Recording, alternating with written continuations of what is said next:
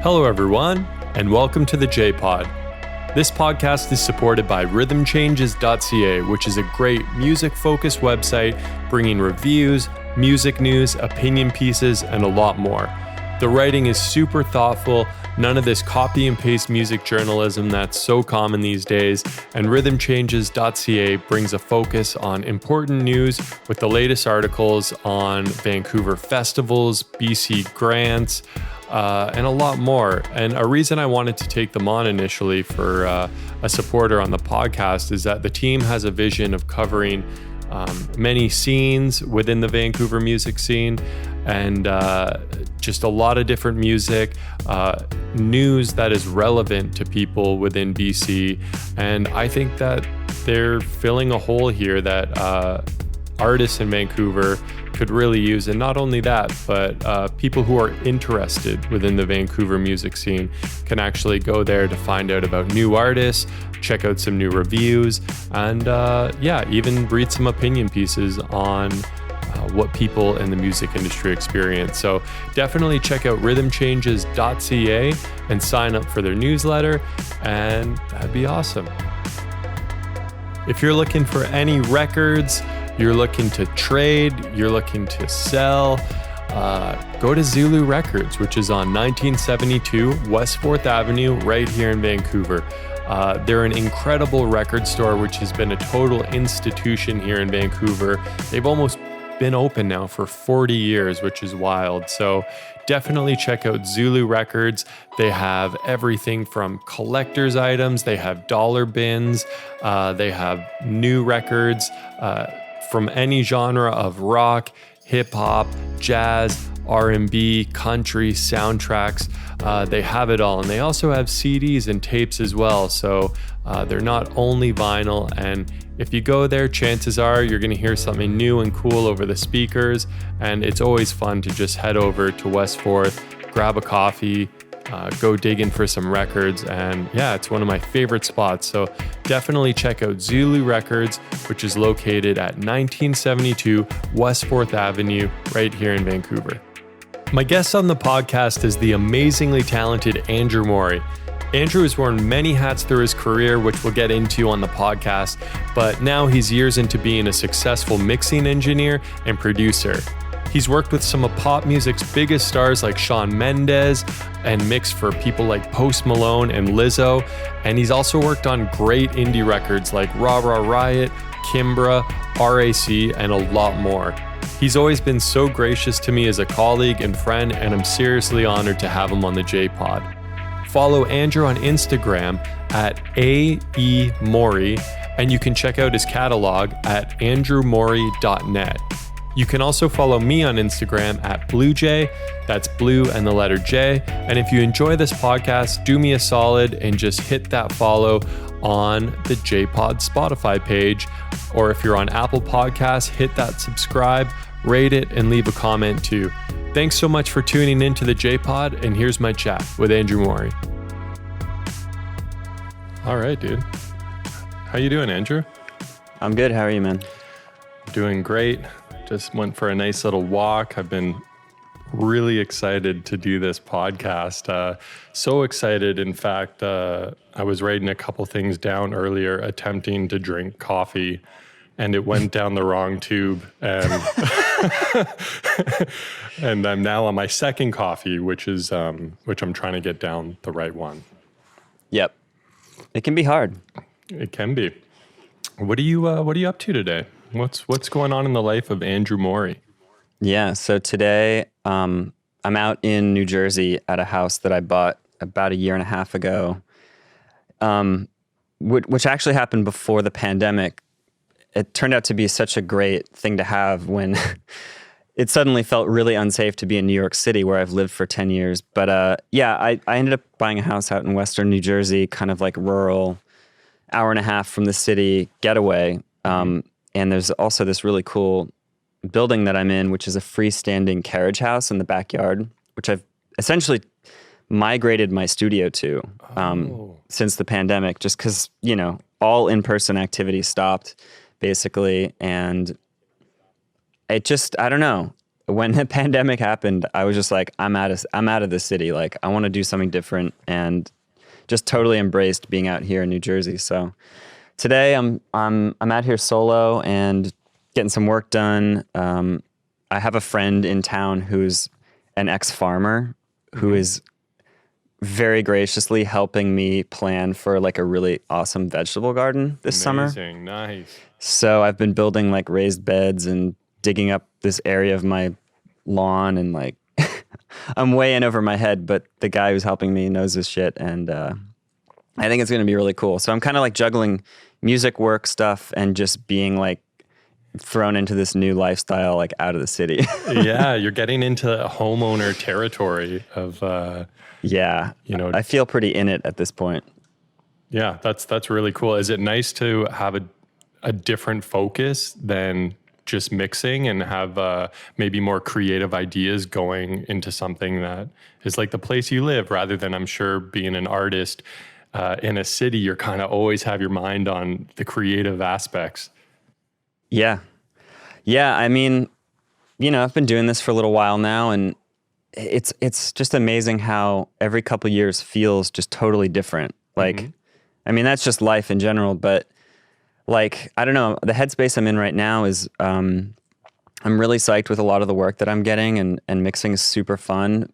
And, but I'm also trying to learn how to not work all the time, which I did for, basically since I was right out of college, until about what feels like 2 years ago, maybe. I kind of started thinking more about how to work really efficiently, and like work when I want to work, and work when I feel inspired. And, every now and then I've got to stay up late, or like just crank through 2 long days in a row or something if deadlines are coming up. But yeah, I'm trying to just find that sweet spot where it's like not too pressurized, and like I can do some other stuff throughout the day. Maybe some of the stress of deadlines isn't informing like creative decisions, and you just feel like you're in the flow rather than being just pushed to get something done. Yeah. And I think it's a combination of like gaining experience over the years. Like, I've learned what kind of workflow choices get me to the finish line in my own workflow and my own taste and stuff, and just what seems to work with clients, like what work people are liking. And yeah, I feel like I kind of figured out how to turn a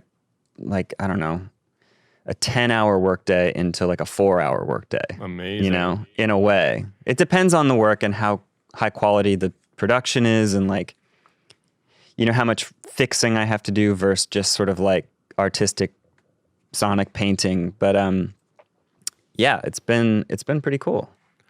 Yeah, I was thinking today, tracing back when we first met, and I was able to trace it back to the date, which was March 10th, 2009 in New Orleans at the House of Blues. Yes. And wow. That was the tour with Tokyo Police Club, Ra Riot, and Ruby Coast. And yeah, that would have been the first time we met. And yeah, I remember. What a bill. Yeah, that was so much fun, dude. Like, man, let's see, 2009, I would have been 1 year out of college, and I had been touring with Ra Riot as their front of house engineer, like completely green, didn't know what I was doing at first. But by then we were about 6 months in, and I was so pumped about that tour because I was a huge Tokyo Police Club fan, and still am in a way. But yeah, it was just like the coolest thing. And then I got to meet you guys and just watched all 3 bands play every night for, how long was that tour? Like 2 weeks or something? It's probably like 2 or 3 weeks. Yeah, we started it with the band Harlem Shakes. Do you remember them? I think they're from Brooklyn or something. And and then Ra Riot was on the second half of that tour. Got it. Yeah, what a time. That was super fun, and pretty much the only time I've toured the States, so it's still really not. Oh, really? Yeah, it's still really like a fun experience to me, to like having been on like, I don't know, like Bourbon Street and New Orleans, like having hurricane cocktails, like just that sort of touristy touristy vibe. Yeah. But is that Was that the same tour? There was only one tour, right? That we were all on. Yeah.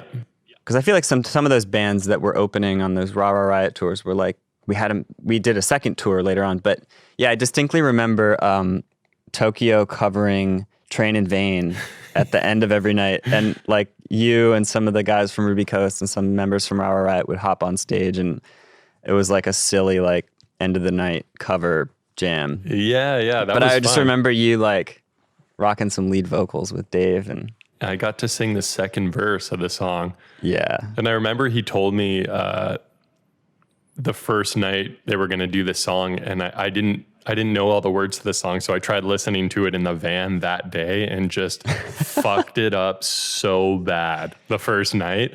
And then I think after one good sleep of it sitting in my head, I was able to pull it off the next night, but it was bad the first one. I gotta say, I love that song, but I don't think I could recite any of the lyrics now that I think about it. Yeah, like it's just Joe Strummer just kind of drunken sounding, doing his thing, and it's a vibe. Stand by your man, tell me something. Yeah, it's a vibe for sure. Is the place you're in right now where Ra Riot recorded The Orchard? No, but I know why you asked that question, because I probably told you earlier that this house used to be owned by Wes Miles' parents, the lead singer of Ra Riot. Mm-hmm. And so this room that I'm in actually was one of the first places that Ra Riot like used as a rehearsal space after they left Syracuse, where they formed as like a college band. So they were bouncing around between various locations, like roughly calling themselves based out of New York. But yeah, this room was one of the places they would come to work. And what else is super trippy is like my first day going on tour with them as a fresh 22-year-old, I came here to meet the band because the van and trailer was here and they had been rehearsing. And so I took a bus from New York out here to meet the band to start the tour. And then like fast forward, I don't know, what, 13, 12 years later or whatever, I own the place. It's really weird. Yeah. But that's just the way it goes, I guess, sometimes. Yeah, the way things unfold. That's really cool. It looks like a beautiful space, man. Like what a nice spot. Like just seeing it on cool. the Zoom call here. Well, being outside of a music cultural hub now, being out of the city, I guess it's not a cultural hub right now because the pandemic's happening. But moving forward, can you see yourself working from a place that isn't New York or isn't LA and doing that as a more permanent thing? I think so. I mean, if I've just gone a year being out here almost completely without much of a shift in my workload, I think it's probably viable forever. Mm-hmm. I mean, we've really kind of cracked the code on like how to work remotely. And it's always been a thing with music, with people sharing files and using Dropbox as kind of a digital like meeting place for all that information. And now we have like sort of widespread Zoom knowledge and hi-fi audio streaming knowledge, and people have gotten used to working remotely. So I think so. I mean, especially as a mixer, which is kind of the bulk of my work, at least right now, definitely can work from anywhere in the world. As long as you have a good internet connection, I think it's possible. And there's just so many examples of people all over the world who are making a living doing audio work. And I think the advantage of the city is just like, if you want to really aim to build a huge network and like reach sort of like an echelon of artist caliber that you can't just, it's all based on that sort of social network and the professional network. And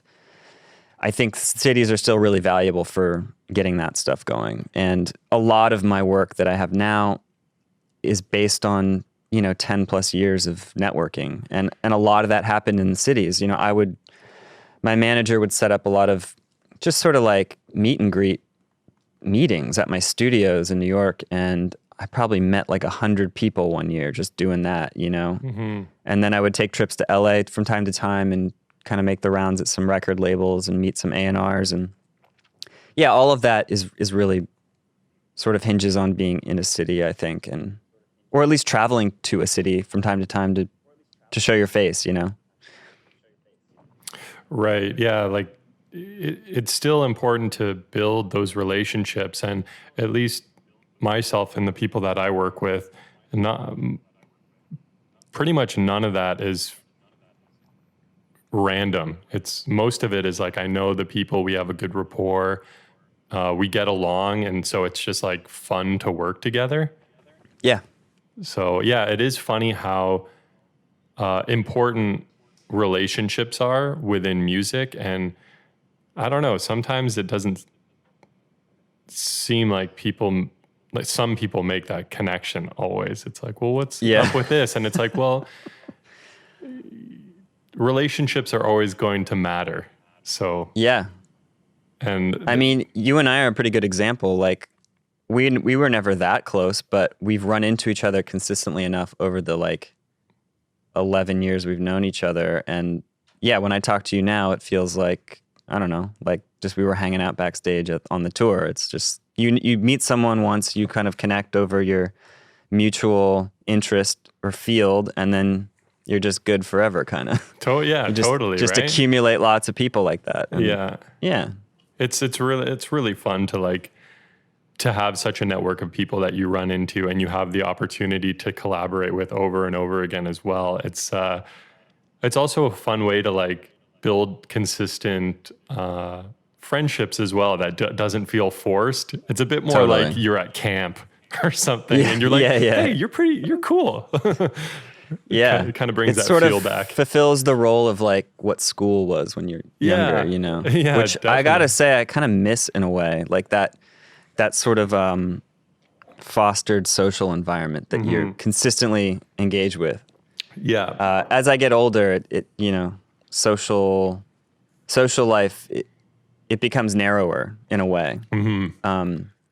But yeah, there's something cool about working in music and just feeling like, you know, you've got friends all over the place who know you kind of, and you know them, and you share a craft. Yeah. What's it like out there right now? It looks pretty bright. Is there like snow out there? Or? There's been snow on the ground for over a month by now. Like it snowed in early February. Yeah. And it dumped. It was like 2 feet of snow. It was crazy. Oh, wow. And some of it still is on the ground. And then it snowed again and again. Like, yeah. But there's really good sunlight in this room. And it's cold, but it's nice out there. Yeah. I miss the snow sometimes being on the West Coast. Oh, yeah. Yeah. It's just that like total brightness, and it can really like help those winter times. But have you been like jumping into the snow to get your Wim Hof on? I mean, I gotta say, like, yeah, I mean, we could talk about it, but like, I don't think I have the strength, so to speak, to do the like extreme version of what he does, you know? Okay. I haven't tried like going out in the snow with just shorts on. Okay. But I'll dabble in the cold shower and the breathing stuff. Nice. So for people who don't know, the Wim Hof method is it's basically hyper and hypoventilating, and then putting yourself into a cold shower, which activates your the parasympathetic nervous system. Yeah, or autonomic or something. I don't know all the science words, but yeah, Wim Hof. He's like this super cool kind of hippie, like superhuman. Where's he from again? Netherlands? Yeah. He like basically cracked some science like on his own that if you expose the human body to extreme cold, there's a ton of health benefits, and it helps your focus and it basically exercises all of your like capillaries and blood system in your body, because they got to work to like generate heat and react to the cold. And yeah, it's just sort of this interesting like viral health movement, I guess. It's right. Yeah, it's amazing. I actually had been doing it for a couple years. Oh, no way. Yeah. I started doing it How consistently? Probably a year and a half or 2 years ago. Very consistent for a while, Wow. pretty much until the pandemic hit, because I had a bit of a routine where I'd like go to the gym and take cold showers there and do some deep breathing. And yeah, it's kind of different now. I fell off a bit, let's put it that way. And when you brought it up to me, I was like, oh shit, I got to get back on that, because it's one of those things that it's like a little annoying to bring yourself to do it, but then it takes like 15 minutes and you feel awesome afterwards. It really, really is potent. Yeah. And but I totally relate. It's like there is something, even though it's just breathing, which is like arguably one of the easiest things to do, there is something a little bit challenging about taking these incredibly deep breaths. It is a workout in a way. It's like, it sort of takes a lot of concentration or something for like the first minute. And then once you're in it, it starts to just feel great. And it definitely. I'm always just like, why don't I do this like twice a day, every day? So sometimes I'll just forget, you know? Yeah, I actually wrote down a little note on it. And so, okay, so what it's doing is you can kickstart your sympathetic your sympathetic nervous system, which activates the fight or flight response. And physical stress, after priming your sympathetic nervous system, it releases endocannabinoids, which creates a similar euphoria to a runner's high, or like if you go for a swim in a cold lake, you get out and there's this sort of rush that you get that feels really good. And what that does with the deep breathing is it raises the pH in the body, which is our body's ability to regulate acidity and alkalinity. And it influences nociception, which is the body's detection of pain. So these nociceptors are sensitive to the modulation of pH. And when that increases from the deep breathing, you feel less pain, which explains the increased threshold to cold or pain. And so it's really cool.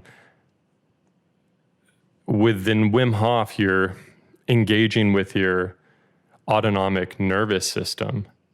And I think now that's something that we rarely do. Like we're doing it when we do something like meditation, right? Because your deep breathing it's slowing your heart rate. So you're influencing your autonomic nervous system.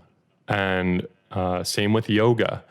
So I think Wim Hof is just another way where you're consciously combining the mind-body connection. And at least these days, I think when we have that moment where our body's signaling, we might need to be focusing on creating more of a mind-body connection. We kind of pacify it with maybe staring at our phones or flipping through social media.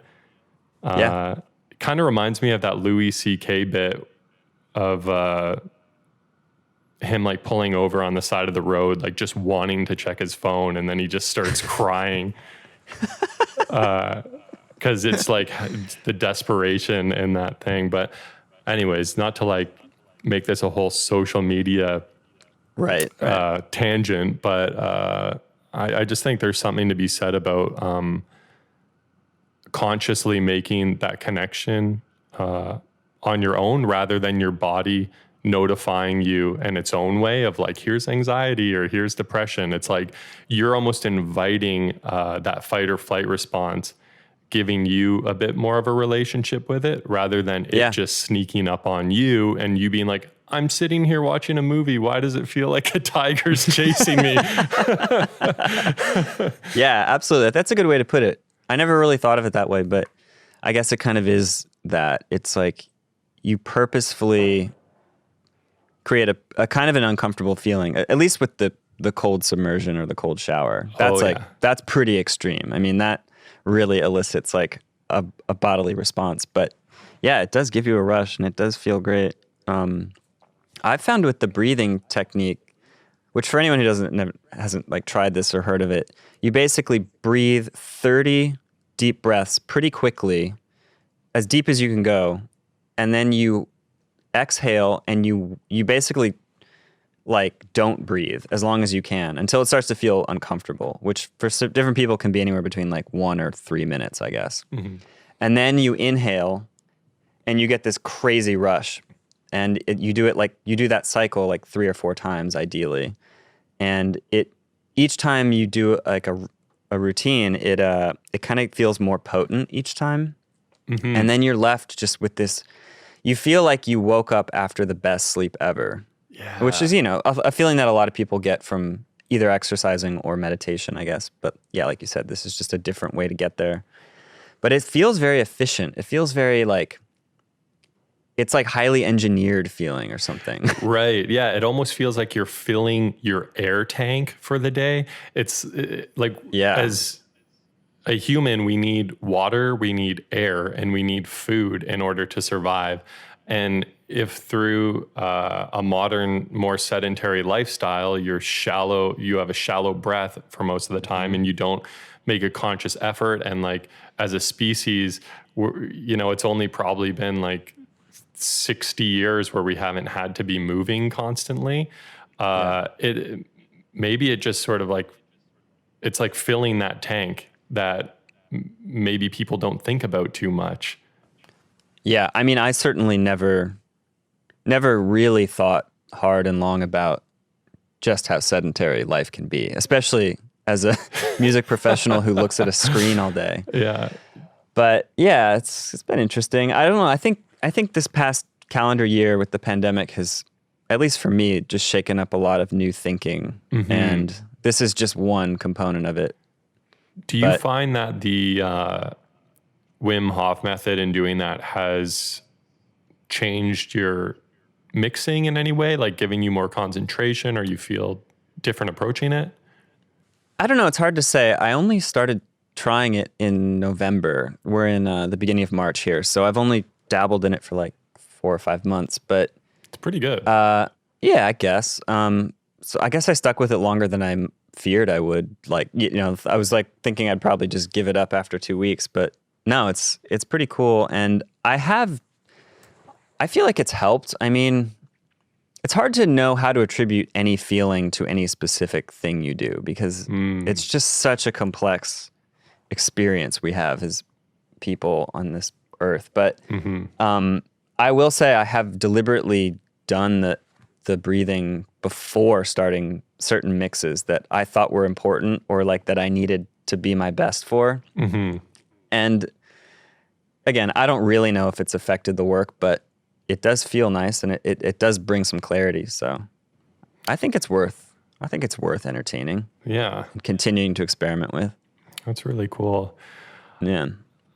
It's funny, like doing those things that aren't so easy to do right away, like exercising or like the Wim Hof or reading, and like how like I all don't know, things that I'm not great at, like how good those things can feel. Like I always like have to kick my own ass to read or to like exercise or like do the Wim Hof and it's like the moment that I start doing it, I'm like, this is great.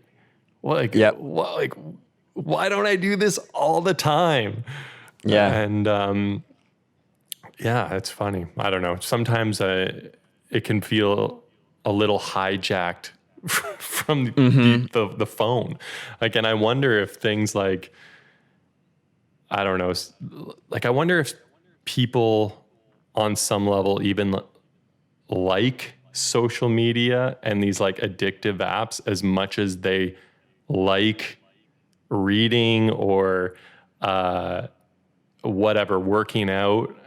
But like the social media apps, they press the button almost like technological Darwinism, and it just like hits something within us that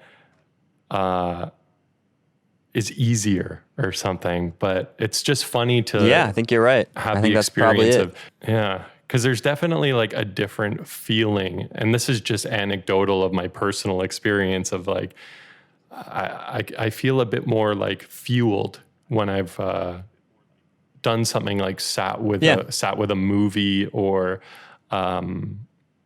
read a book or whatever. Yep, totally. Oh. Yeah, a lot of people are wrestling with these weird chemistries of how we're supposed to feel, how happy we're supposed to be, what our day is supposed to be like, how other people do it, what all the good advice of how to do it. It's just, it's definitely a sign of our times. Is like, why am I anxious? Why aren't I happier? Or at least, I don't know. Yeah. In America, that's kind of a sense sometimes, but and Canada too, I guess. It's I think it's just an issue of now, like the amount of people I see who like post on social media about like how they dislike social media is just so hilarious. And it's, I don't know, that in itself just like speaks to the conflict that people can have with it, especially when you're like in the arts and it's part of how you distribute what you do. That frustrates me quite a bit. I'm as we speak, I'm actually in a moment where I've deleted Instagram from my phone. I still have the account, and I'll probably download it, within a week or two. But in an hour, I hit that point. I was just like, stop looking at this dumb thing, and like I don't even have anything I want to say on it, really. Like, except for just being cryptic and funny and weird, and like posting stuff that looks like part of a Tim and Eric episode. You totally do that, man. Funny like commentary on like just how weird everything is. Yeah. Make it look even weirder. Yeah. Speaking of like just trends and whatnot, I was looking at some of your favorite producers I asked you like, who are some of your favorite older producers? And I saw that you listed the creator of the 80s gated drum sound, which is Hugh Padgham. Hugh Padgham, yeah. Padgham, okay. Like the Phil Collins gated drum sound. I mean, I guess he did technically invent that. And it was an accident, like most things. Mm-hmm. But I don't, it's funny, when you asked me that, it occurred to me that I'm actually not that well versed in like previous generations of producers. Like, a lot of the music I like and pay attention to is sort of, stuff from my childhood and on. And obviously I'm into some older music, but I don't really have a vast knowledge of a lot of those older producers. And what they did was unbelievable for the time. The context is just so different now. And a lot of my consumption of like learning about other engineers or producers is sort of a pragmatic thing. It's like, I want to know how people are doing things now. Mm-hmm.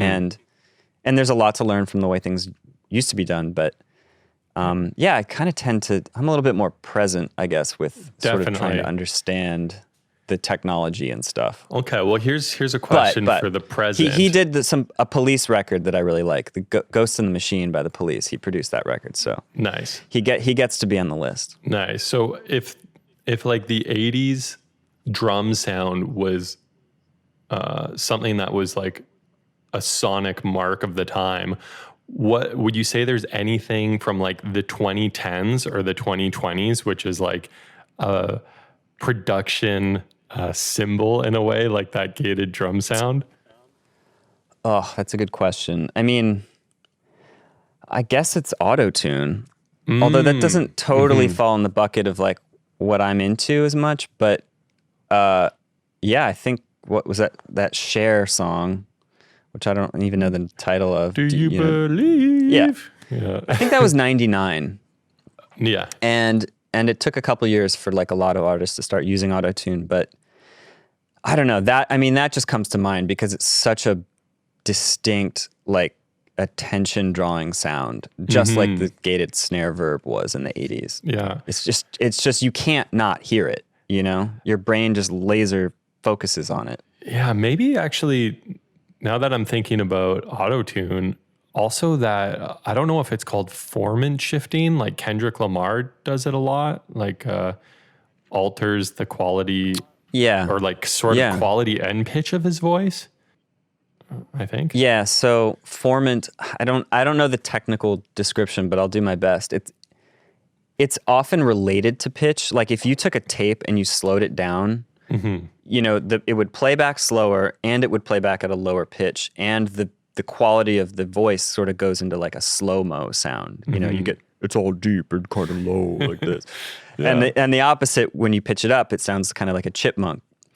So the formant is just the quality that makes it sound like slow-mo or chipmunk, but it's not the pitch. So you get the same note, but affect the sound of... And the best example of this that comes to mind is the Vampire Weekend song, Diane Young. Do you remember that? Oh, yeah. There's like the lead single. Yeah.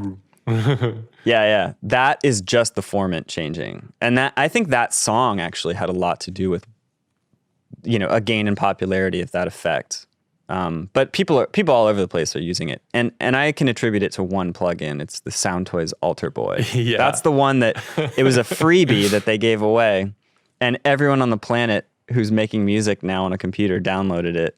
And yeah, it sounds sick. It's really easy to use too. Yeah, I love the Soundtoys stuff. It's pretty great. Another producer you had on the old school list was Jimmy Page, and I thought I haven't really thought of him about as like a producer as much as a guitar player, but then I listened just for fun last night to one of my favorite songs of theirs, Whole Lot of Love, and was just like, holy shit, the production on this song is like madness. Every Zeppelin song is like, it's just a production like rainbow. I mean, there's so many unbelievable things happening. And, you know, Led Zeppelin involved a lot of engineers and I guess other producers. I don't actually know, like record to record, who's credited for what, but I do get the sense that Jimmy Page took the reins on, especially like the later half of their career. And he was the guy. He was coming up with all that stuff. And I think he was mixing it too. Yeah. I mean, he was just a complete powerhouse. And I think my favorite Zeppelin album is Houses of the Holy with like the Rain song and The Song Remains the Same and what else is on there? The Ocean. I don't know. That record's so adventurous, and there's like strings and mellotron and infinite guitar layering and 12 strings, and I think it's all Jimmy Page who kind of orchestrated all that stuff. And potentially steals the songs. Ooh, hot take. Yeah, perhaps. Right? Yeah, I was in the studio the other day doing some recording, and during a little break, I was flipping through this old British studios book. And of course, there's the famous When the Levee Breaks drum mic technique. But what I didn't know about it was that the reason they mic'd it like that is because John Bonham didn't want any mics near his kit. For what reason? I don't know. He's like, just keep the mics away from my kit. And so they're like, well, we figured something out where we like hung mics from the from a stairwell. And it's like, I thought maybe like the technique came before, not necessarily like his preference about where a microphone should be. I just thought that was like a fascinating way of that iconic sound to come about. Yeah. I think anytime you put a microphone somewhere other than like within a foot of the source, you start entering a territory where something really cool could happen. And I don't know, I got a taste of that really early on when I was starting to learn how to record. And I never worked at a studio or like was mentored by anyone necessarily. Like I just jumped right in. I bought a cheap interface and mics on eBay, and I just started like going to meet bands and record in weird spaces. And I did a lot of that. And yeah, it brings a new dimension to the production that is kind of like, it's easy. It's, you know, like, I don't know. Sometimes those room sounds are just, they speak for themselves so much, and they color the music in a way that is just awesome. And yeah, that song's a great example of someone doing that. It was probably just kind of an accident, kind of a like, okay, well, we could try it. And then it turned out to be this legendary sound. Yeah, and that podcast I sent with Johnny and we were talking about environments and how in modern music, it's harder to detect where it's being recorded, or rooms where it's like, you know, you hear the first Strokes album or something and you can almost see like this shitty space where they're recording. Yeah. And do you find with the music, a lot of the mixes you receive, that none of that environment is often within the tracks, or is it just project depending? It's very project dependent. I mean, this is the other interesting thing about like sort of talking about music tech or like music engineering techniques. Every genre and every sort of sensibility of how something's supposed to sound or what the music's supposed to feel like invites a totally different landscape of tools and techniques. So like some of the pop stuff I work on has like actually zero semblance of any natural space. Even the vocals, like it's right up against the mic in a dead room, just nothing. And then every drum sound is a sample. Every guitar part is DI. Every bass is a synth. You know, it just goes on, and you have to create all the space. And then some more acoustic music, or like maybe stuff that's more indie rock leaning, you know, people want some of that room sound because it brings in an environment, and that's a huge part of the aesthetic. So I see a huge range of it, to be honest. Mm-hmm. If you're wanting to create a room within a mix, do you make a bus to like a certain reverb and bus a lot of the stuff to that one track? Yeah. I tend to do like all my spatial effects as sends. So it's never, I'm never sort of committing an ambience to a specific track. It's more like a place that any track could go to. You know, it's in parallel. So yeah, I have a set of effects for my instruments. Actually, I have 3 sets of effects. I do drum stuff, instrument stuff, and vocal stuff. So It's actually a lot of aux channels that are just ready to go from a template that I use. And yeah, so are we talking usually, like Capitol Chambers and Ocean Way? Yeah, actually, I typically just go to Valhalla Room, which is sort of like the new, you know, I don't know if industry standard is any kind of word to use here, but it feels like everyone on the planet has that plugin, and I think it's amazing. $50 plugin, right? Every Valhalla is $50. Amazing, yeah.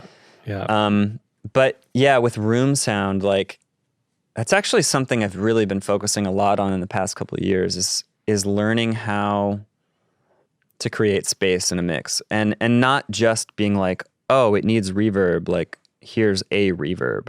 You know, I'm really thinking about what kind of reverb, and how long is the decay, and how bright is the tail, and how does that tonal relationship work with the tone of the dry vocal, and you can get drastically different like emotional effects and sort of spatial implications from using different reverbs and different timed reverbs. So I'm trying to like really learn how to paint in a 3D space with reverbs and like get things to look and feel a certain way. It's so cool that you're flipping between these like highly like trying to click with a song's emotion, but also dial in this like totally tech engineering side. Yeah. Oh, it's incredibly like manufactured in a way. I mean, especially the way we work now, where it is default for people to record, at least in pop and rock music, you know, especially in the like sort of indie territory where people are doing it themselves, to just record direct or with no ambience in mind and just completely make it up later. Yeah, yeah. And that's a sound, and that's cool, and that I think is the modern sound. I don't think you could pull off a modern pop record without using these tools in kind of this engineered way. But yeah, you don't have to deverb it's fun. it. And then actually one little thing, right? You can see on my screen here. There's some mics that I have mounted on the back wall back there. Oh yeah, yeah. You see that up in the corner? Yeah, yeah. It's like a pair of stereo mics, maybe 35 feet back from my speaker setup here. And so sometimes I'll throw those two mics and record on a channel, and I'll just crank my speakers and record the playback. And so if I just solo something and record to this channel, I can get a room sound of whatever's coming out my speakers back into the session. So it's a very specific, you know, kind of hollow, funny, like distant room sound, but I don't have a plugin that gives me that sound. So. Definitely. Actually, that's so funny. When I was at Afterlife Studios recording with John Ram the other day, I was in the control room and he was sending playback to the band in the room because we're creating separation between us, right? And as he'd hit playback and I'd be hearing the playback going through room mics, I'd be like, fuck, that sounds incredible. Like, why don't we get some of that? And I guess same thing right there. Yeah. It's kind of funny how like reamping a sound, you know, play it back through a speaker in a room and record it with a microphone. It's kind of similar to just when the thing is in the room to begin with. And it's pretty easy to just recapture a room sound doing it that way. You know, you could accidentally end up with way too many options if you go down a rabbit hole, but sometimes just throwing the drums through a pair of room mics is something you couldn't come up with plugins. Right. I guess that's the point. Yeah. It's just its own sound and you don't have to think about it too much, and it just... So I've been totally rocking Nothing Holding Me Back by Shawn Mendes. Yeah. It's such a good song and recording. And, it is, yeah. It has like billions of hits. I noticed. Yeah, that song is massive. Like, wow, what's it like to be, you know, involved? You co-produced it and mixed it. What's it like to be involved in a song that's reached like peak success? Yeah, it was pretty wild. I'll tell the story quickly of that track. So I guess Shawn Mendes had already released 2 albums, his debut and his sophomore. And then this song was actually just like, I guess it was written after the album or something. But everyone got really excited about it. And then it got tacked on to his sophomore album as like the deluxe version with the lead single. And so this song was produced and co-written by Teddy Geiger, who's an amazing instrumentalist, artist, producer, writer. Teddy and I share the same management. And so there was this song, There's Nothing Holding Me Back, that they were working on, but they just weren't able to really crack the code on it. It was like a little too layered feeling, and the song just wasn't lifting off like they thought it could. But everyone kind of knew it was a great song and that it had potential to be, you know, a big like pop radio jam. And so I got the session in Pro Tools, and kind of an interesting tangent to this whole story. I had not worked in Pro Tools like at all. Somehow through my whole career, I went like 7 years, 8 years without using Pro Tools like ever.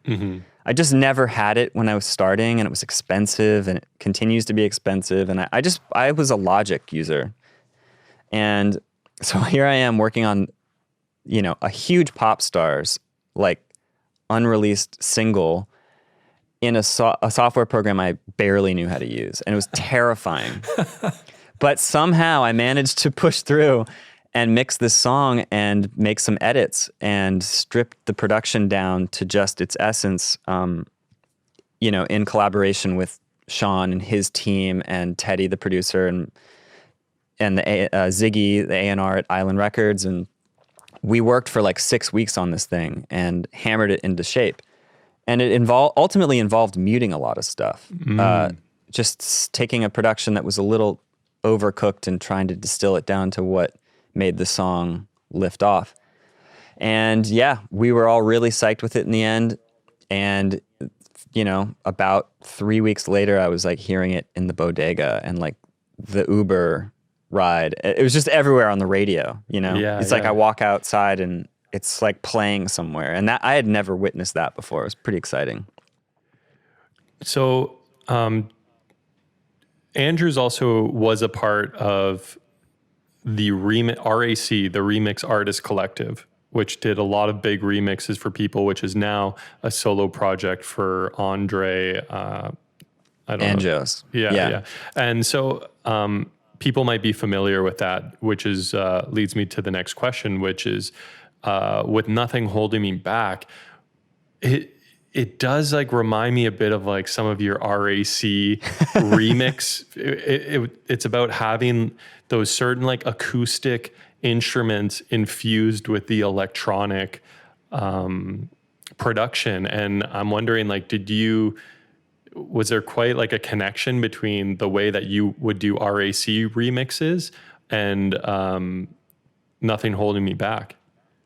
Perhaps. I think maybe doing the RAC remix stuff early on in my path actually informed just a lot about my production process, just generally. Mm-hmm. Not so much on this track, but I should clarify, like the whole song, I have a co-production credit, but it was mainly just because it was a lot of work to figure out how to get the production I was given into a state that was actually ready for mixing. Mm-hmm. And so we were kind of mixing and editing it in a way. Right. But I have to give credit to Teddy and Shawn and everyone who worked on that song for like the sonic landscape. I didn't like come up with any parts, so to speak, but on the tip of remixing, we actually did quite a bit of editing and like retooling the energy flow. Like in some sections, like the bridge was really undeveloped feeling when I got it, and we kind of figured out a new way to create an arc by muting the kick drum from here to here and then reintroducing the bass at this point, and maybe there could be a stronger transition going into the final chorus. There was like a lot of that kind of stuff going on. Mm-hmm. So yeah, doing the remixes early on with RAC, which I would call like interpretive remixing, where I would have a multi-track of a song and then I would just do whatever I wanted with it and make it into something new. But I would always try to like honor the original song. So I think doing that early on sort of taught me how to like thread the needle of keeping the essence of something as it existed, but just reimagining the presentation or like giving it a spin, Mm-hmm. Man, it's such an honor to have one of my songs remixed by you. The Whatever This Is remix. It's on RAC I like that one. Volume 2, and I couldn't believe that like we were on that. So thanks so much for doing that. That was a huge highlight for me, and I heard it in a bar one night, and I was like, oh hell yeah, super cool. What a cool DJ. Yeah, right. But so with Nothing Holding Me Back, something that I noticed about the song that seems maybe a little out of character for some major label like radio smash is that like there's a lot of rough parts in the vocal. Yeah. But it's great. Like it sounds really cool and really urgent or something. And I was just wondering, like, how were vocals approached for that song? And was there any pushback in terms of like, hey, maybe like let's make this prettier or something? I don't know. No, I think I know what you mean. I mean, I guess you're mostly alluding to the fact that his voice gets pretty raspy in like the chorus. There's some breaks and almost, there's some moments where I'm like, nice, Shawn. Yeah. I mean, Shawn has a massive, massive singing voice. Yeah. Like, I haven't really worked with him in person, but I have met him and I've heard him talk in the room, and he just radiates sound. Like, he's a tall guy. Like he has a huge voice. So I think a lot of that is just him. I mean, I had nothing to do with the recording of the vocal, but we didn't really touch it very much. Like the comp and the take that was there given to me on the timeline is kind of what we rolled with. There was a bunch of stuff added in the final chorus, like some extra ad libs that Shawn recorded and sent me like in the mixing phase. But I kind of know what you mean, but I think it absolutely has to do with the song's success in a way. It is real, and it is him, and it's got a rock kind of stamp about it, Yeah, it's great. But like, I think sonically, totally it actually is quite pretty sounding. It's like hyper compressed and like brightened and sort of maximized to be this like ear candy. Yeah. But it's offset by the fact that it's him, and he's emoting a lot in that performance. Definitely. With the mix, were you doing mostly in the box mixing, or were you using any outboard gear on that? It was completely in the box. This project happened around the time that I was really starting to consider if I wanted to keep using analog gear in the mix phase. I had sort of ended up, I started mixing in the box. I was just using a laptop and Logic. Like the first couple years of me working on production and mixing, I was just mixing in Logic.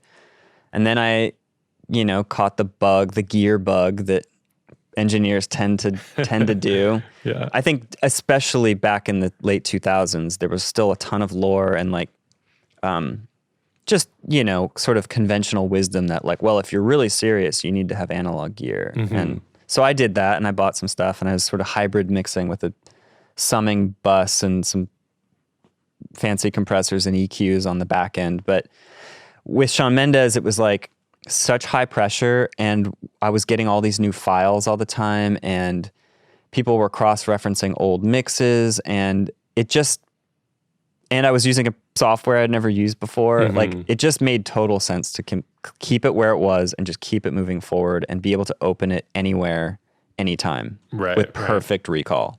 Yeah. So, and I ended up mixing most of his album, and it just proved to me, like, if this can be a worldwide, popular album and people are praising the way it sounds, like, there's just no reason for me to be dogmatic about needing to use certain equipment. So right. And having perhaps the inconsistencies which can happen with outboard gear and the maintenance, etc. The whole process was so stressful for me just because I wanted it to go well. And I knew that if it worked and I got to keep this gig and have my name on this release track, it was it'd be good for my career, So yeah. But it was still so stressful. And if I had any shred of a layer of more complexity about how that process went down, I probably would have, I don't know if I would have made it. That's amazing, dude. Like that's so huge. And I mean, you deserve it. You're so fucking good at mixing. And Thanks, man. I've been bugging you for years. You're just so damn good at it. And it's just really cool that, to even listen to that track and be like, nice, my buddy mixed this. This is so sick. Yeah. And it's a really good song. And I know you've mixed some more of his stuff as well, like his Lost in Japan and some other stuff as well. So that's super cool, man. A question that I had for you was, does he give a lot of feedback himself on it? A mix. Yeah, he had a lot to do with every song that we mixed. I kind of noticed the dynamic with some of these bigger artists who are on major labels that the A&R and or the manager sort of tend to try to corral the notes process in the beginning. I'm a little bit shielded from the artist in a way. But I think once Shawn was feeling confident about where the track was headed, and we were starting to talk about me maybe doing some more of his album later on. Yeah, he was down to just hit me direct, and like we would FaceTime and he would text me, and super hands-on though, and Nice. has like amazing instincts. I have to credit Shawn for like figuring out how to crack There's Nothing Holding Me Back, actually, because it was sort of his inclination to mute a bunch of stuff at a certain point, and that was the beginning of us like cracking the code on it. So Nice. yeah, he and I think it's emblematic of how successful he's been. He gets his hands on his career, and he has opinions, and he has good taste, and he is super talented.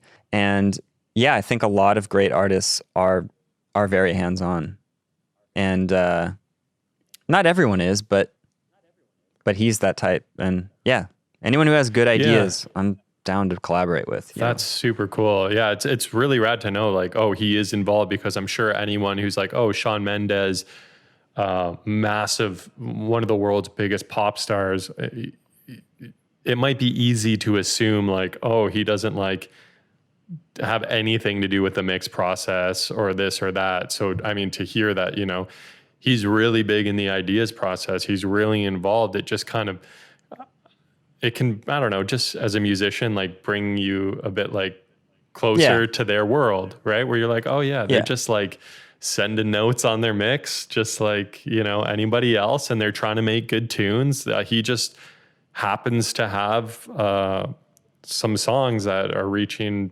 tons of people, and he's just a guy making music, and you're on your computer mixing stuff in the box, right? Like, I know. I do remember that feeling, like, especially when we were in a stride working on the album. I mean, we were mixing like 10 songs at once, you know, kind of just, again, another advantage of working in the box. You can just bounce from song to song to song to song. Yeah.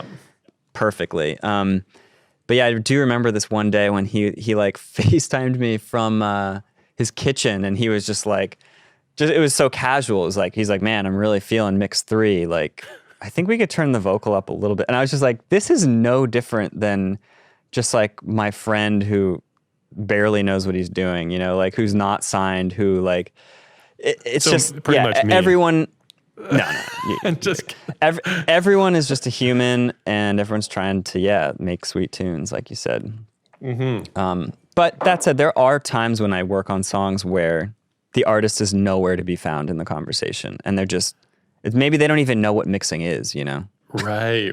Okay. So they come in all shapes. Was the process similar for working with artists like Post Malone or Lizzo? Post Malone, I never spoke to, and same with Lizzo. Huh. Yeah, the completely corralled by the A&R. Right. Okay. So just a completely different experience. Yep.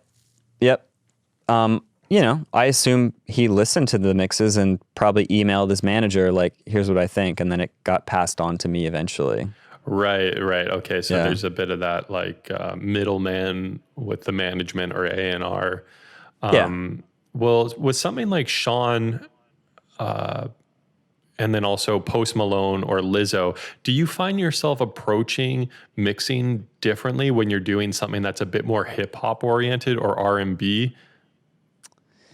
Not really. I mean, you know, I think there's probably something to be said about mixing different genres, like up to the standard of what the great people do in those genres with mixing, you know? Mm-hmm. Like there are sensibilities and trends and tricks per genre, but I kind of just feel like the way I approach it is just sound. Yeah. It's just frequencies and music, and it's a puzzle. You know, every song is just a different kind of puzzle. The shape, the interlocking pieces look different. The size of the puzzle pieces are different. But in the end, it's the same thing. You're trying to just fit it together and make it feel good and like look good. Right. So yeah, with hip hop, you know, I'm probably thinking like, man, I better make the 808 like as big as it can be, because I hear all the time that's the trick to mixing hip hop, you know? Yeah. I'm not much of a hip hop fan. Like I don't listen to it often, but I certainly love and take inspiration from a lot of the sonics. And Yeah. I think it's just, I just come at it from a really pragmatic place. It's like, I can envision what this should be, you know? Yeah. Well, it's also cool hearing the first song on the Post Malone record. Is it I think it's called Broken Whiskey Glass. Yeah. Okay. That's a pretty like psychedelic hip hop song. It's pretty trippy, and there's like eagles and shit in it. It's rad. Yeah, I don't know if I'd call that hip hop. Yeah, it's not exact. Yeah, it turns into hip hop later in the song, and the beginning sort of like it's a like psychedelic. It's like trippy folk or something. Yeah. But it's like really dark and verby and... Yeah, it reminds me of Lake of Fire or something by Nirvana, like something kind of weird like that. And then it turns into a whole other thing at the end, which is super cool. So that must have been really fun for you to mix because it just kind of goes so many places. I thought that he... Yeah, I mean, it's funny...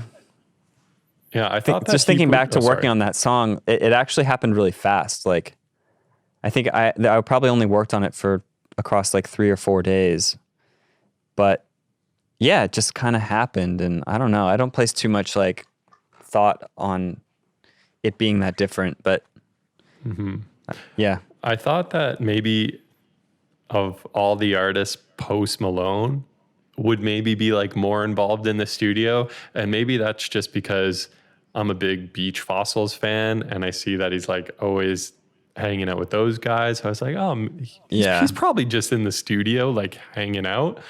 But he does seem really cool. I mean, I like him as a character. Like I've watched lots of Post Malone, videos out there, including him doing a Afternoon of Nirvana covers with Travis Barker and some other guy. Did you see that? Yeah, that was super cool. That was, fully endorsed by Bud Light in perfect form. But, who knows? I think with major label artists, sometimes like the machine is just humming so hard and the team is just kind of like moving fast, and who knows? He might typically be really involved in mixing notes and stuff, but for whatever reason, maybe these 2 songs that I mixed on his album were like just something that needed to get done, and it took a different, faster, weirder course. I don't know. But I just want to put this out into the world, which is sort of like a fantasy collab for me, which would be you producing the Beach Fossils next album. Sick. Yeah, I think that would like, you guys would just like make some musical magic. I think you should be the executive producer and then we'll work together and you can be the puppet master of this. Hey, I've got ideas, okay? Yeah. But so Lizzo was the same sort of thing, like just send the track, management sending in notes, and that's it. That one was especially easy, which is so funny because that's I guess technically a Grammy win actually, because that song that I mixed, which is called Jerome, was nominated for Best Traditional R&B Performance, and it won. What? So I have like I have a paper that you get a certificate. I don't get the plaque because I wasn't like I think they draw the line with the credits on who gets a plaque and who gets like a certificate. But that was one of the easiest processes for me as a mixer. Like it sounded so good when I got it. I think it was 2 revisions and it was like the easiest notes ever. And it was done. And then, I never heard about it for like 6 months, and then it comes out and then it's nominated for a Grammy. It's just weird. I probably spent an hour working on that song. Wow. Versus the Shawn Mendes, There's Nothing Holding Me Back, which was 6 weeks of like pulling my hair out. Yeah. And that Jerome mix is so, it's minimal, but it's got such depth to it in the mixing. And, how do you create that kind of depth and almost like, especially on the drums and percussion and stuff, like there's this real like 3D aspect that how to create in a mix? Well, I'd be curious. I mean, it's been a little while. I would be curious to listen to the mix before I worked on it, because it actually might be pretty similar. Like, that song was so well produced. It was done by Ricky Reed, who's a pretty successful pop producer, and he has great taste, and he's an amazing arranger, and frankly, a pretty good mixer. So I received a Pro Tools session, I think, and it had a bunch of plugins in it, and I basically just gave it a little facelift and like almost like mastering with access to the mix, you know? Right. And that actually is the case with a lot of pop music and music sort of made at a high level with producers who are really experienced. People share the Pro Tools session to the mixer.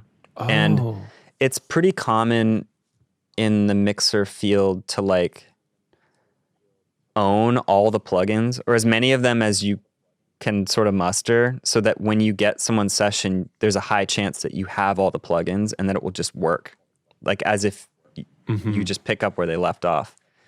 And so I got to say, with that track, like, it's just really well produced. And like you said, it's minimalist, so there's lots of space for things to be heard. But all those drum samples, they just fit together. They didn't need any kind of trickery to operate, you know, they just did. And I think almost all music that feels effortless and has a really good mix, it stems from that arrangement being right and those sounds being interlocking just naturally. Definitely. Yeah. Wow, buddy, I got to get on the Pro Tools game here. I mean, it's not that different. It's just what people use. Yeah, so, key commands, just learning that kind of stuff, and then you're good to go. Because I know you used to use Logic. I use Logic right now. I still use Logic. Okay.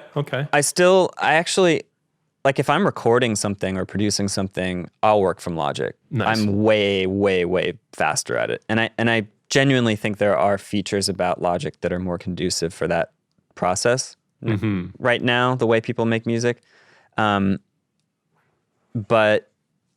yeah, with Pro Tools, I've actually kind of come to like it more, but just for mixing.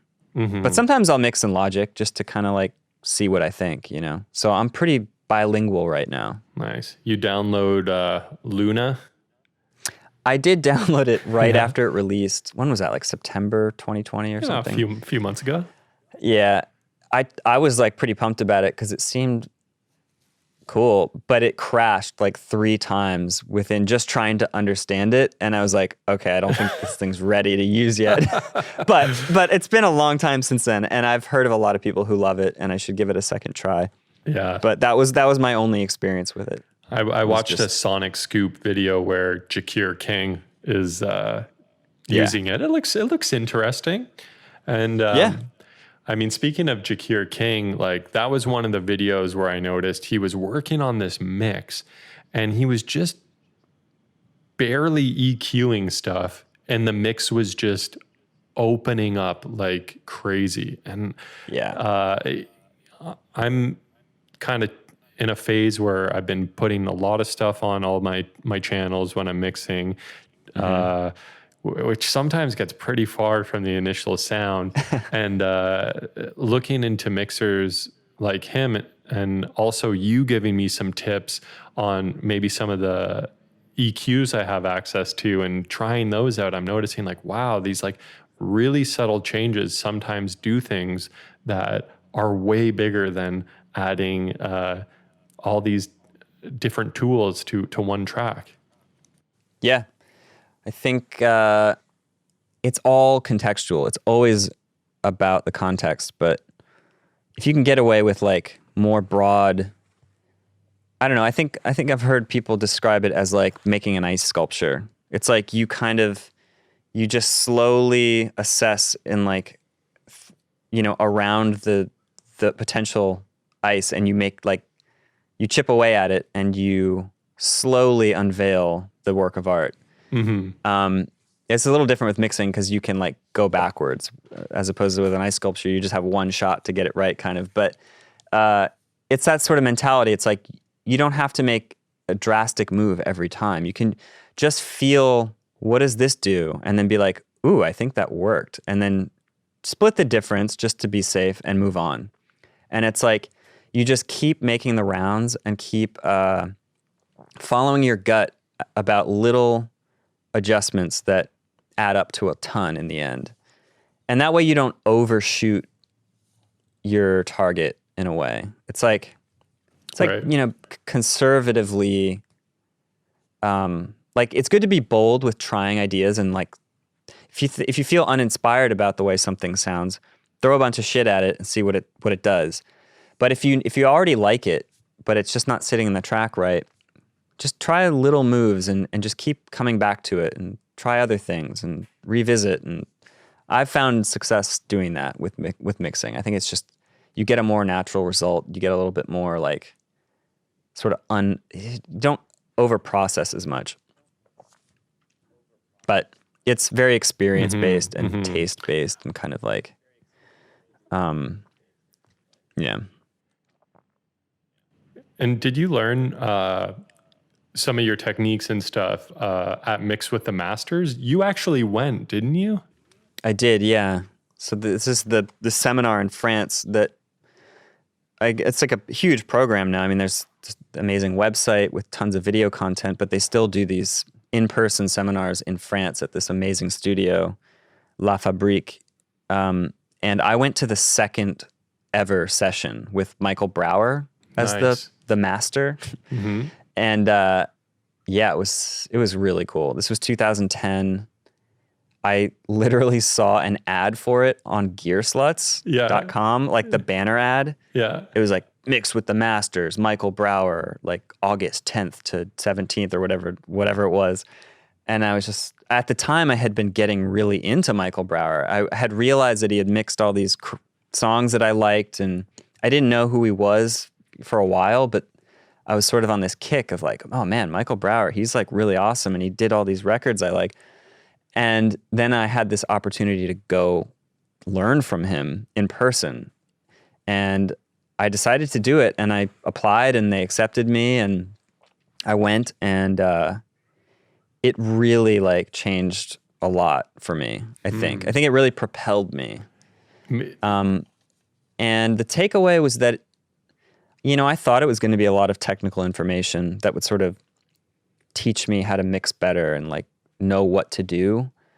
But what I found happened was it was more like I learned that I truly wanted to pursue this as a career, and like sort of what the job is. Like there's a lot of emphasis about how to work with client, how to listen when you're working on other people's music, and like what the craft of mixing is beyond just like, this is what an equalizer does, and this is how you compress things. And because it preached that notion that everything is so subjective, and it's all about trying to tap into what an audience is going to resonate with and what the artist is going to resonate with.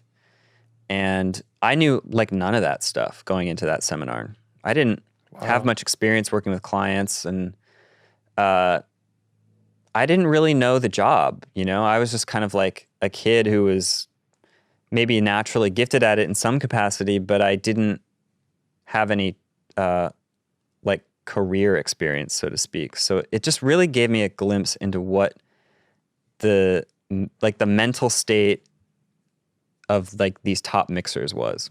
Wow. And I knew nothing of it before.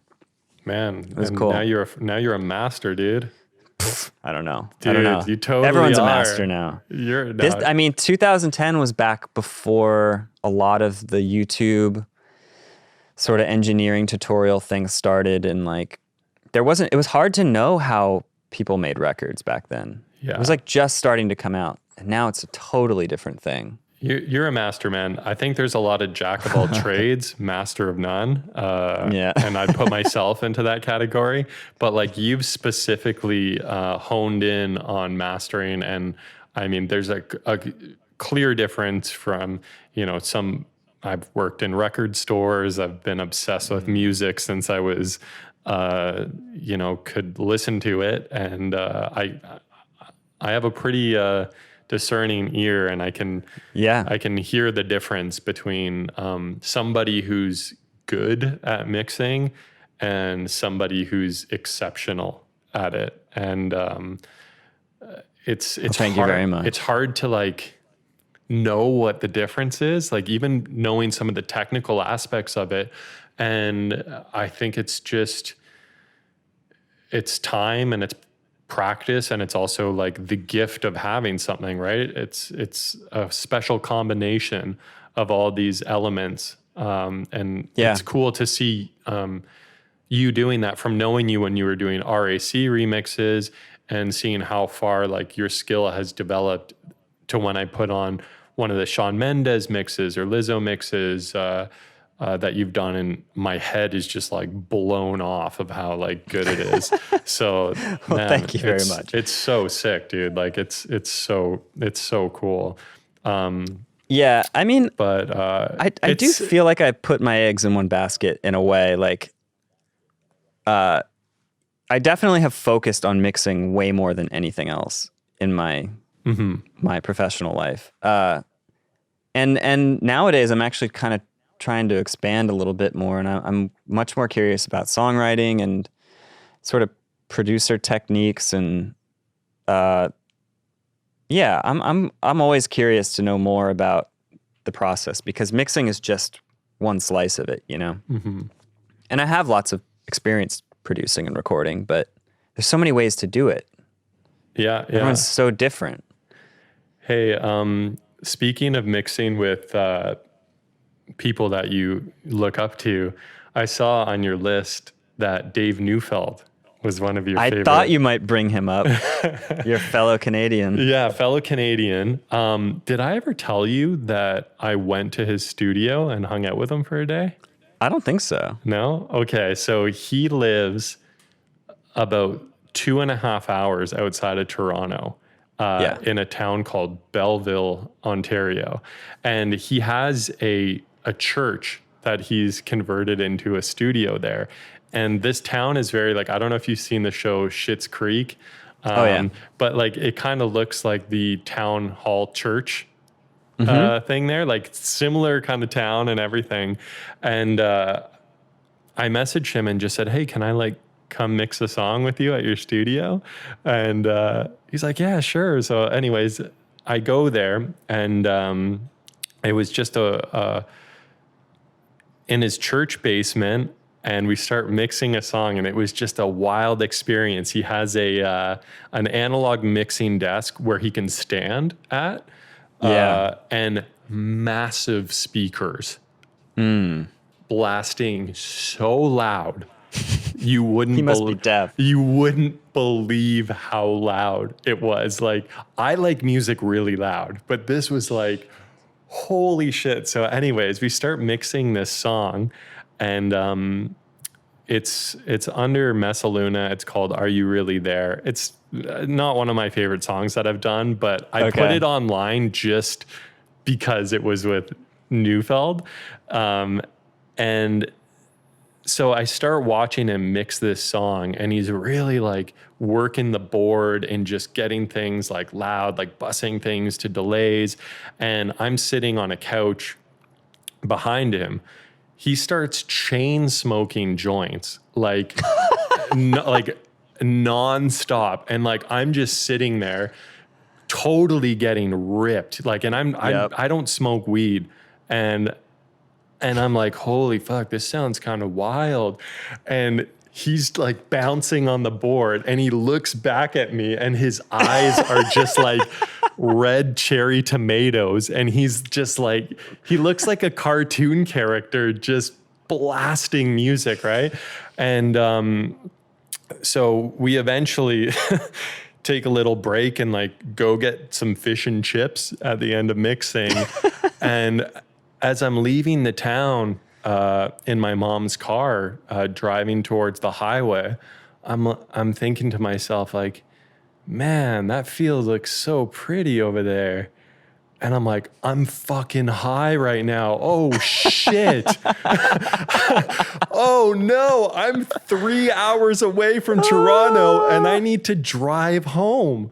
And so I white knuckled it like the whole way home, just being like, definitely baked. And I like didn't really realize it till I was just staring at these pretty sunbeams. Wow. I mean, I wonder if that's his technique. He just like gets his, like, you know, whoever he's working with to just like buy into it because they're just so like immersed in his world and his contact high and his cherry tomato eyes and all that. But yeah, that's so funny. He was a really cool guy, like really, really nice to hang out with. I've never I don't know that much about him other than that he seems to be the reason that like early Broken Social Scene stuff sounds so sick. Oh, definitely. I mean, like those first, I think it was their second and third album I'm obsessed with. You Feel Forgot Good It. Lost and You Forgot It in People. He probably worked on more records. I'm not totally sure, but he seems to be the main guy who engineered those records, and they're exquisite and very different. And I also at one point met this band who ended up working with him and like that he produced. The band was called On and On, O-N space A-N space O-N, On and On. And I heard about the process from their lead singer after the fact, and he basically told me that Dave's approach is he's kind of a DJ. He'll take what you have, but then he'll just totally remix it and like rework parts and mute stuff and fly things from here to there, and you just kind of like surrender to his process. Yeah. And he just like creams everything, like distorts it and vibes it up, and it's a pretty cool, like inspiring way to go about the work. It probably doesn't always work in the context of all genres, but if you're trying to make something artistic and kind of rock feeling, like pretty sweet. Yeah, I know people like have had like work with him sometimes have to rein it in. Like Graham from Holy Fuck, like they worked with him on an album, and he's like, yeah, we'd like get some stuff from him, but like have to kind of mold it again. But I mean, it just goes to show that like his creative instincts are so powerful and valued by people who have more exploratory music tendencies that he does like. He's a very special kind of guy. And he even was telling me stories about like the song Stars and Suns, like dun dun dun dun dun dun dun dun dun dun dun, that famous song by Broken Social Scene. And like Kevin was trying to sing something, and then like Brendan Canning like just went in and did like one mumble take over it, and like that's the song. Yeah. Well, that's what I love about Broken Social Scene. And the name is so appropriate. Like Broken Social Scene, like that just kind of sums it up. And yeah, there's something about their records that feel improvisational or accidental or like almost like kept at arm's length from being able to understand it in like a cool way. Yeah, definitely. Yeah, but that's interesting. I didn't know that about that song. It checks out for sure. Yeah. And I don't know what he's been up to now, but it was really cool to work with him. But that's sweet. What's it been like? So you've worked with RAC, which you keep working on his like new albums, and I know you were a fan of like bands like Block Party and Vampire Weekend and Death Cab for Cutie. What's it like getting mix sessions where you're like, I'm mixing Rivers Cuomo's voice right now. What the fuck? Yeah. Or like, I'm mixing Ben Gibbard's voice right now. I know you remixed the Codes and Keys, a song off that record. But anyways.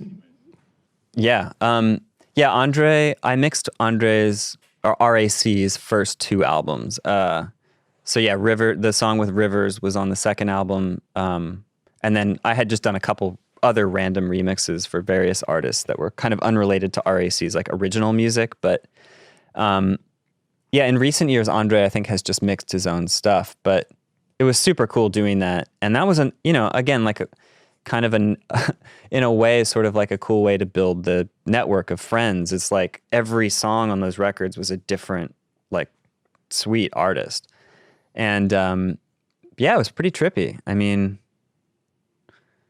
yeah, I've never really worked on like a record with a band that I looked up to highly as a kid or something, but that was pretty close. I mean, just mixing Rivers' voice was pretty trippy for sure. So cool. Yeah. So who is a band that would be a dream to work with for you? That would be like the dream come true. I really struggle with this question because my first instinct is to be like, I don't want to sound like presumptuous, you know, like my sort of default state of mind with this is like an artist like that, like this is someone that I fully respect what they're doing already. And like the thought to like need to insert myself in there is uncomfortable in a way. Yeah. But there are albums that are sort of like landmarks that really inspire me to think like, man, I want to make a record like this. And some of those kinds of albums are like, and again, I'm mostly pulling from just, you know, like my path and the stuff that I've been into over my life. But like those Interpol records, I think are just so sick. Like it would have been amazing to work with a band like that in their prime. I think Vampire Weekend's another example. Peter Cadis. I just love on those? like the adventurousness of those productions. And what's that?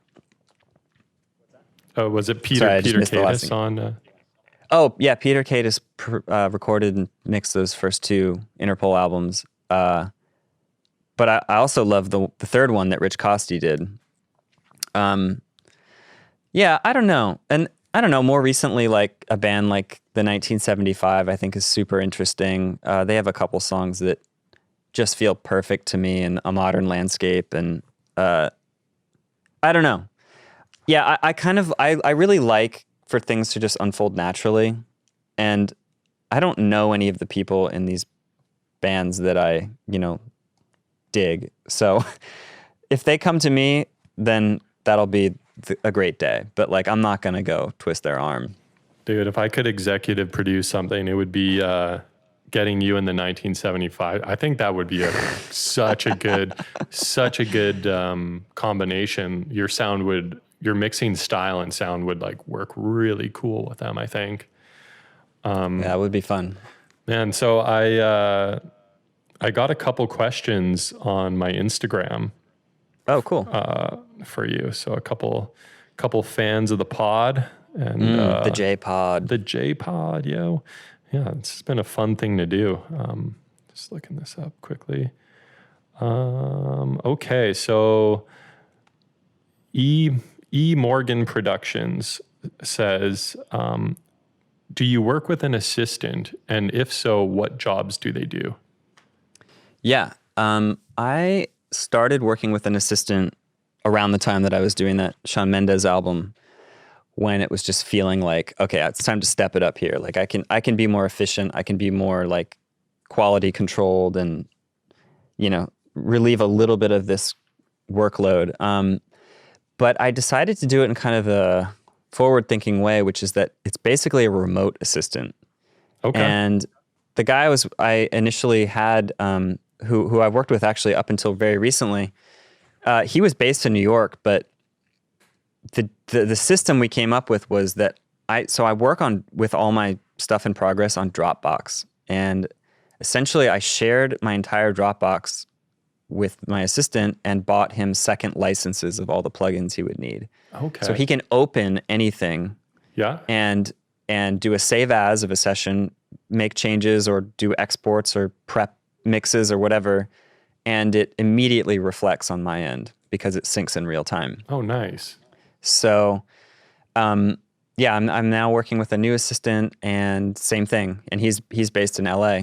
So we just text and we email and call, and it's kind of like we're in the same room, but we're not. Just like cleaning up tracks, tuning things, whatever. Yeah. I mean, tuning is pretty rare in the context of mixing because usually that's taken care of, but like definitely session prep. I mean, if someone dumps a folder of like 65 audio files, my assistant will load that into my template session and make sense of it and make it organized so that when I go to work on it, I don't have to do any of that busy work stuff. I can kind of just get started.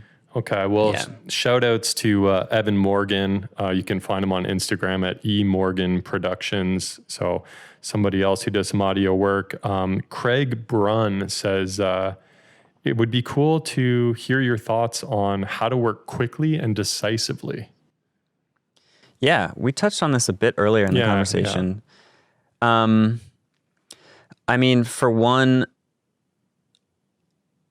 I think something that I sort of always bring up in these conversations is that I've started to really respect like the value of taking breaks.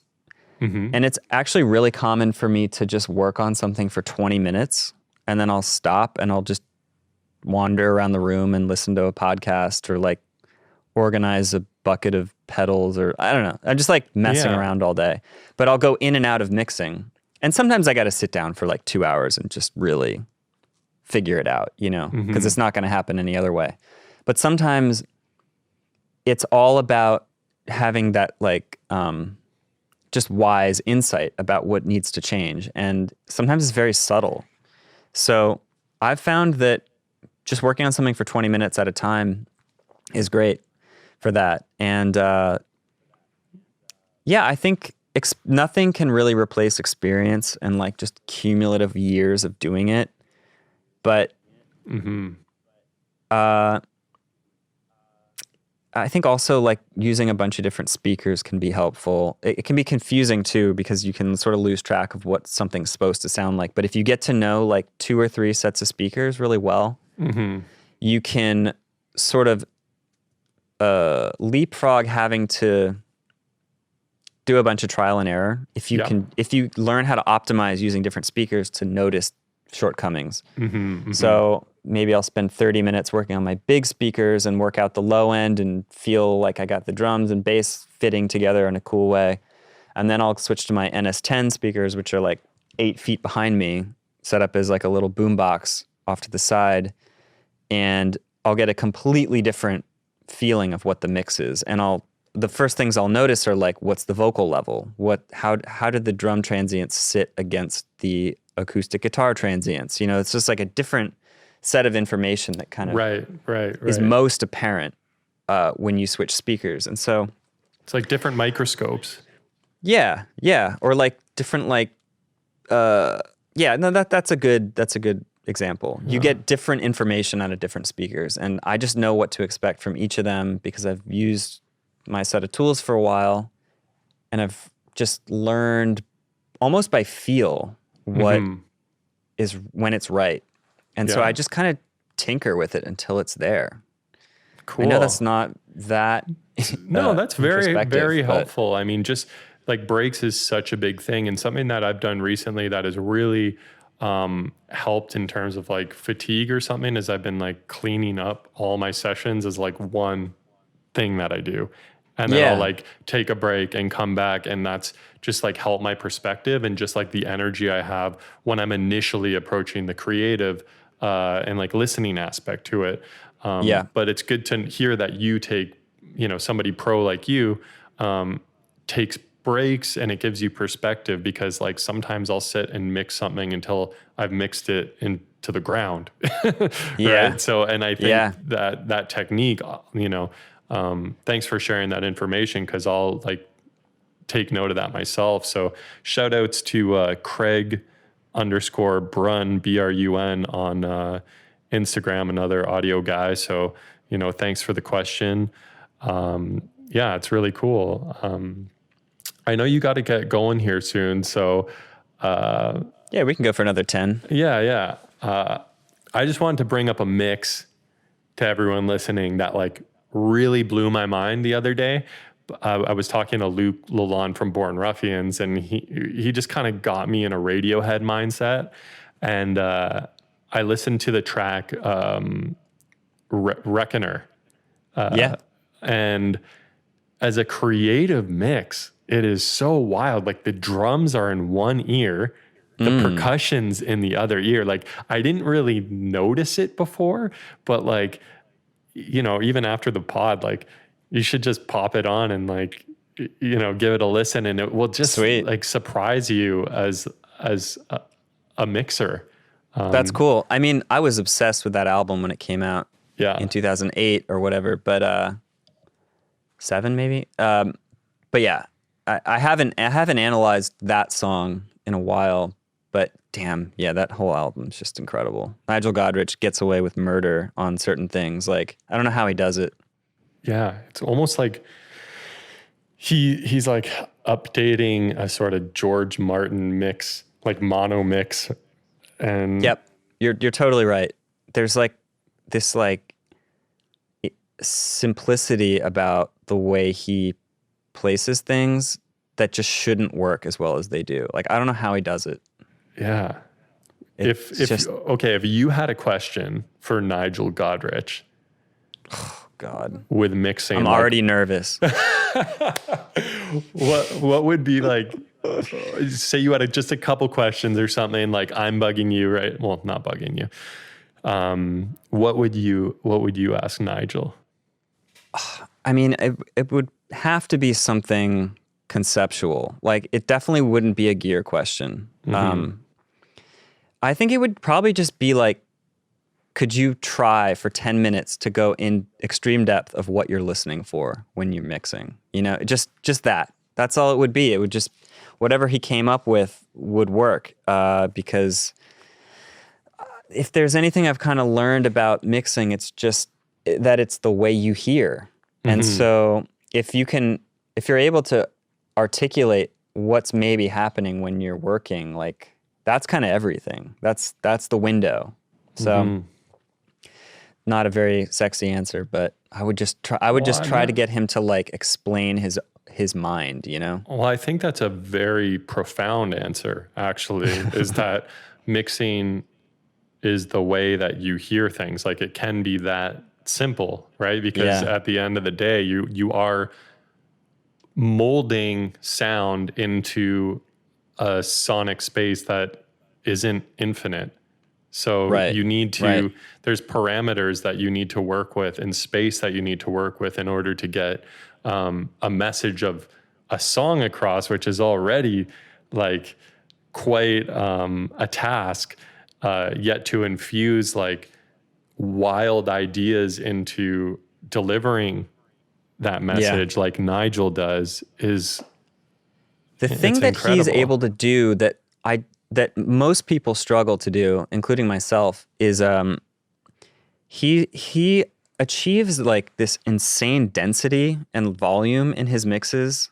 Like, the sounds just erupt from the speakers. Like, it's very big sounding, but at the same time, a lot of the music he works on is quite delicate by nature, and he manages to keep all of the naturalistic qualities of the sounds that are recorded and make them just enormous without introducing a ton of distortion or compression, or he just rides the line like as delicately as you possibly can, seemingly. He just he hits that sweet spot, and it's hard to explain how he's doing it or what it even is, but it just feels that way. Yeah. I think that's what a lot of mixers like aspire to do, you know, following someone like Nigel. Yeah. Yeah. Well, he's got it, man. And so do you. Yeah. Well, I don't know. So, man, Andrew, thank you so much for coming on the JPod, man. It's like such a big deal to somebody like me. And I was beyond excited to do this interview. And I'm always happy when you'll do a Zoom call with me. And, you know, you've been so kind with teaching me things and mentoring me in ways sometimes as a mixer and like an artist. And I've always been really appreciative of that. And yeah, it's like even seeing the chat with like you and Kalen, what's his last name? Kalen Enake. Yeah. It's a Romanian name. Okay. Yeah. Like you and people like him who, you know, will like share information, and like it just gets someone like me like really excited to be involved in music. And I just want you to know, you know, I'm really appreciative of that, and I love the music you make. So thank you so much for coming on the show.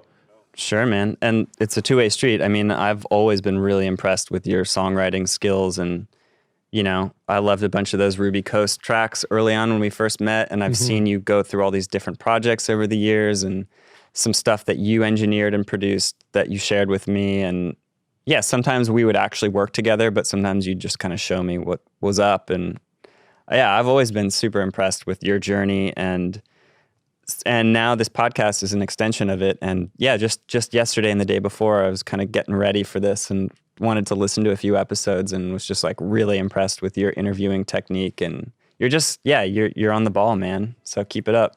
Oh, thanks, buddy. That means a lot coming from you. Yeah. Okay, man. Well, I hope you have a great rest of your day. And I thank you again. All right. Take care, Andrew. Peace. All right. Thanks for checking out the JPod, everyone. If you enjoyed this episode, it'd be greatly appreciated if you followed the JPod on Spotify and Apple Podcasts. That'd be greatly appreciated if you left a comment or rated it as well.